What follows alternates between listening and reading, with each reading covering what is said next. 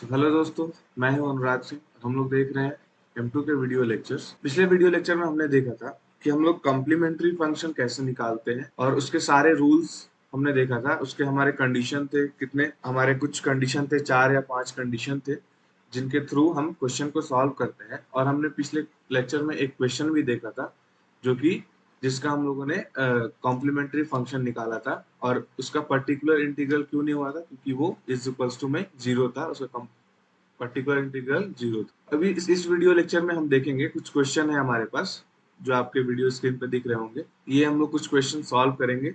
मैंने पिछले video lectures में बोला भी था कि आप लोगों के लिए ट्राई करना ताकि आपका प्रैक्टिस हो। लेकिन इस वीडियो लेक्चर में हम लोग देखेंगे कुछ क्वेश्चंस और, ताकि हमारा सारा जो रूल्स है और जितने भी कंडीशन है उस पे बेस्ड क्लियर होते जाएगा। तो पहला क्वेश्चन हम लोग देख रहे हैं कि D square plus one bracket में y is equal to zero.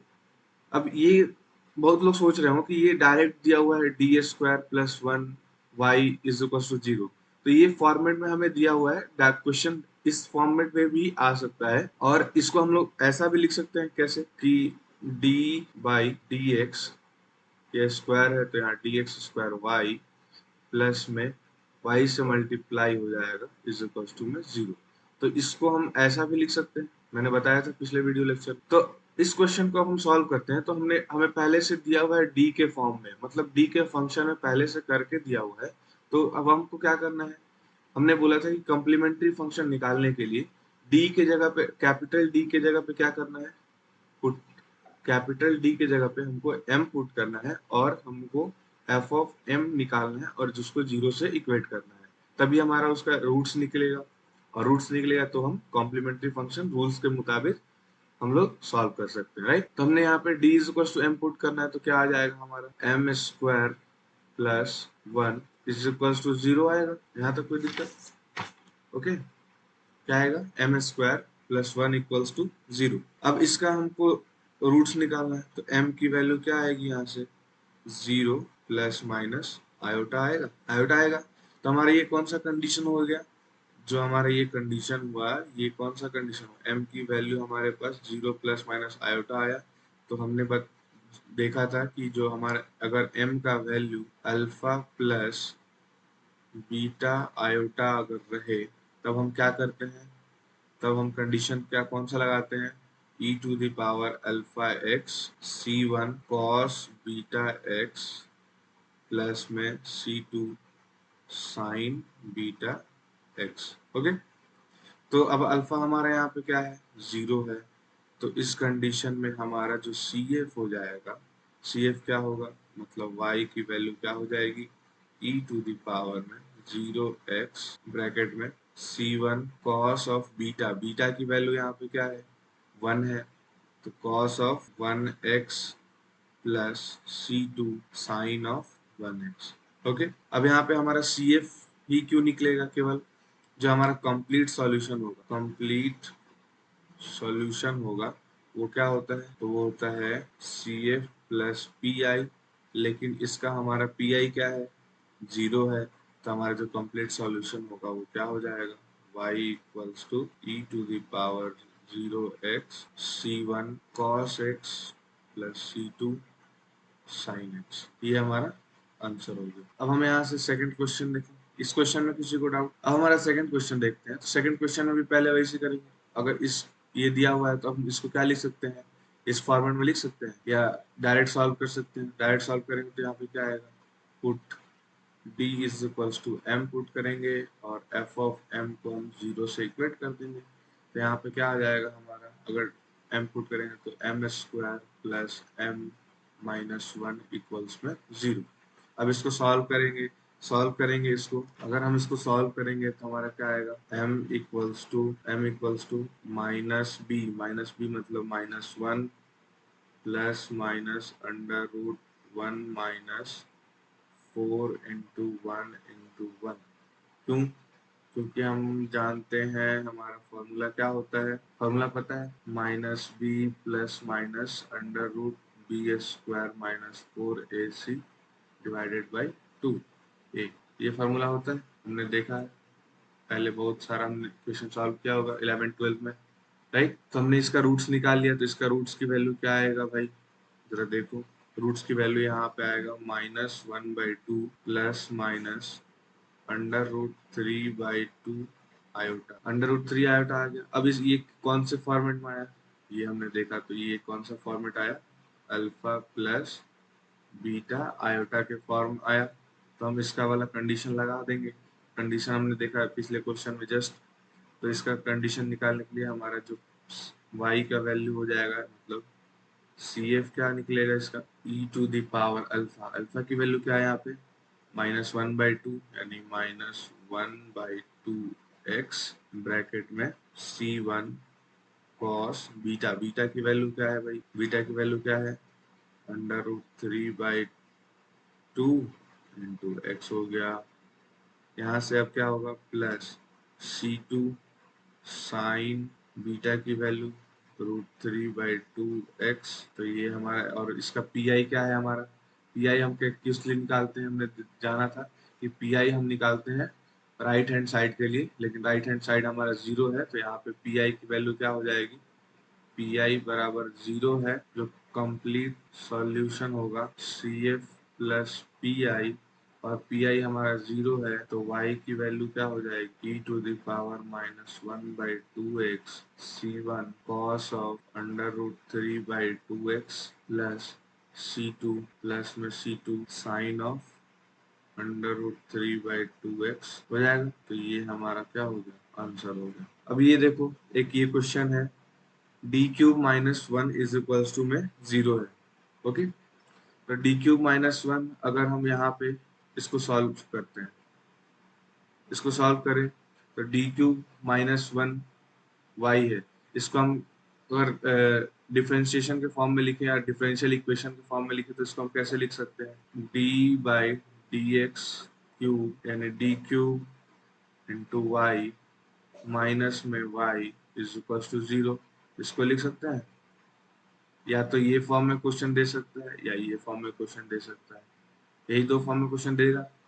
अब इसको सॉल्व करने के लिए आप यहाँ पे हमारा डी के फॉर्मेट में पहले से दिया हुआ है एफ ऑफ डी के फंक्शन में। तब डायरेक्ट हमको सॉल्व करें, तो डायरेक्ट कैसे सॉल्व करेंगे, पुटिंग, डायरेक्ट सॉल्व करते हैं, put D is equals to m and f of m is equals to 0। F of m is equals to 0 put करिए, तो क्या आएगा, m³ - 1 इज इक्वल्स टू 0, और m की वैल्यू यहाँ पे क्या आएगी, 1 1 1। इसको सॉल्व करेंगे तो m की वैल्यू क्या आएगी, 1 1 1। ठीक है, तो ये जो हमारा अब 111 आ गया, मतलब ये हमारा कौन सा कंडीशन लगेगा, हमने देखा था कंडीशन कौन लगेगा, real and repeated, real and repeated, right. तो रियल एंड रिपीटेड जो होगा, रियल एंड रिपीटेड के लिए कंडीशन क्या होता है, सो रियल एंड रिपीटेड के लिए कंडीशन हमने देखा था, रियल एंड रिपीटेड के लिए हमने कंडीशन देखा था कि जो हमारा y होता है यानी सी एफ होता है, उसको हम कैसे निकालते हैं, जितना बार हमारा रिपीटेड होगा उतना पहले कांस्टेंट लिखेंगे c1 प्लस में c2x प्लस c3x², मतलब एक एक पावर बढ़ता जाएगा। जितना बार हमारा रूट्स आएगा रियल और रिपीटेड, उतने बार हम पहले कांस्टेंट लिख देंगे और x की पावर में उसका मल्टीप्लाई करते जाएंगे 0 से, राइट। यहाँ पे x की पावर 0 है, यहाँ पे x की पावर 1 है, यहाँ पे x की पावर 2 है। ओके, और इनटू में हमारा क्या होगा, एक मल्टीप्लाई e⁻ में अल्फा एक्स, e⁻ में अल्फा एक्स, अल्फा की वैल्यू क्या है, यानी इसका हम कंडीशन क्या देखे थे, यहाँ e⁻1x क्यों लिखे, क्योंकि जो हमारा रियल रूट होता है, जो हमारा रियल रूट निकला और रिपीटेड रूट निकला, उसको हम लोग e⁻ में x के साथ मल्टीप्लाई में लिखते हैं, और जितने टाइम्स हमारा रूट रिपीटेड होगा उतना कांस्टेंट आएगा, और x की पावर में 0 से उसके साथ कोफिशिएंट में मल्टीप्लाई करते जाएंगे। जैसे यहाँ पे 3 था, तो हमने पहले c1 c2 c3 लिख दिया, अब इसके साथ मल्टीप्लाई कर दो साथ में x की पावर में। अगर समझ में नहीं आ रहा तो यहाँ पे देखो, जैसे समझ में नहीं आ रहा हो यहाँ पे, तो y इक्वल्स टू c1 लिख लिया पहले हम, c1 यहाँ पे लिख लो c2, यहाँ पे लिख लो c3, प्लस आएगा सब में। अब हमने क्या बोला कि x की पावर में मल्टीप्लाई करते ना 0 से, यहाँ पे रख दो x की पावर 0, यहाँ पे रख दो x की पावर 1, यहाँ पे रख दो x की पावर में स्क्वायर। तो ये क्या बन गया, ये बन गया c1 x की पावर 0 मतलब 1 plus c2 x plus c3 x square. तो ये हो गया हमारा। चलो एक क्वेश्चन लास्ट, एक क्वेश्चन और लेते हैं। क्वेश्चन है हमारा D square plus a square multiply y is equals to 0। अगर देखो ये हम जनरलाइज केस हम मैंने बता रहा हूँ। जनरलाइज केस मतलब क्या कि यहाँ पे प्लस डी स्क्वायर प्लस हो ए स्क्वायर हो, ए स्क्वायर का वैल्यू कुछ भी हो सकता है।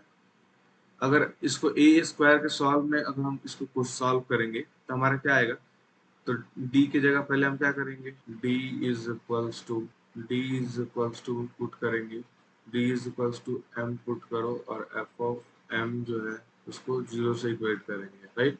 तो यहाँ पर आ जाएगा m square plus a square is equals to 0 और यहाँ से m की वैल्यू क्या आएगी, 0 प्लस माइनस a आयोटा आएगा। हम जानते हैं कि जब हमारा m is equals to alpha plus beta iota होता है तो हमारा जो सी एफ होता है, सी एफ क्या होता है, y equals e to the power alpha x c one cos beta x plus c two sine beta x. तो इस कंडीशन में हमारा 0 प्लस माइनस ए आयोटा आया है, तो इस कंडीशन में हमारा जो सी एफ निकलेगा वो क्या निकलेगा, इस कंडीशन में हमारा जो सी एफ निकलेगा वो निकलेगा e to the power 0x c1 cos of a x plus c2 sine of a x निकलेगा। अब देखो यहाँ पे जनरलाइज केस मैंने क्यों कहा, क्योंकि यहाँ पे a के जगह पे कुछ भी हो, मतलब अगर कोई भी वैल्यू अगर दिया हो a के जगह पे 3 हो, ऐसा क्वेश्चन आ सकता है कि डी स्क्वायर प्लस 3 आ जाए, 3 का स्क्वायर आ जाए इक्वल्स टू 0, या डी स्क्वायर प्लस 5 का स्क्वायर आ जाए 0। तो जहां जहां ए आएगा अब हमको क्या पुट करना होगा, अगर हमारा ये जनरलाइज केस हमको याद होगा तो हम डायरेक्ट इसका वैल्यू निकाल सकते हैं, डायरेक्ट मतलब सी एफ की वैल्यू निकाल सकते हैं, राइट। क्यों, क्योंकि हमको ए के जगह पे क्या रखना है, बस 5 रखना है। अगर 5 क्वेश्चन में है तो जो जो ए की वैल्यू है बस हमको वहां वहां वो रख देना है, राइट। सो हम लोगों ने इस वीडियो लेक्चर में कुछ क्वेश्चन देख लिए हमारे पिछले रूल्स के हिसाब से कि और कंडीशन के हिसाब से कि हमारा जितने भी कंडीशन होता है कॉम्प्लीमेंट्री फंक्शन निकालने के लिए। आज के इस वीडियो लेक्चर के लिए बस इतना ही।